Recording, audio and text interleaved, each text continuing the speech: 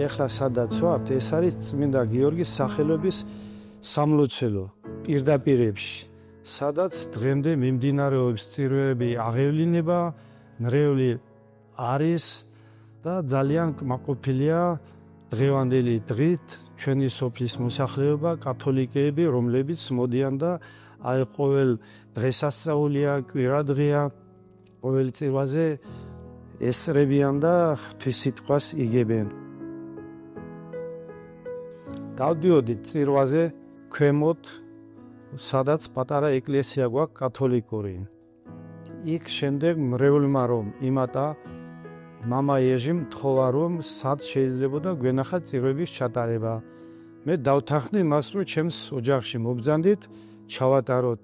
მამა ეჟი მოვიდა ჩემთან ოჯახში, ნახა სახლი, ფართი ნახა და 2-3 წლის მანძილზე ჩემ ოჯახში ტარდებოდა წირვა. ერთი ზალა მქონდა დათმობილი, დიდი ოთახი იყო.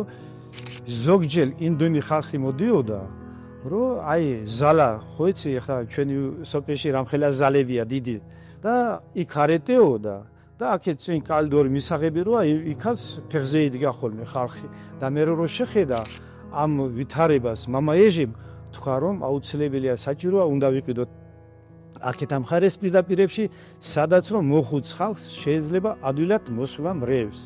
2005-ში მე შევიძინეთ და გავარემონტეთ, გავაკეთეთ და დღევანდელ დღეს უკვე აქ ვართ და წირვა აღევლინება აქვს.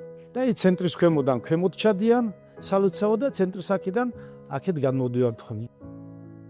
გიორგობის პერიოდი მოდიოდა და რომელი სახელობისაო და მეო ჩემ აზრათაო მაქვს რომ წმინდა გიორგის სახელობისა იყოსო და დავთანხმდით მე მრევლშიც გამოვაცხადეთ მრევლმაც რომ ძალიან კარგი იქნებაო და იქიდან მოიტყვიან იკურთხა წმინდა გიორგის სახელობის სამლოცველოდ.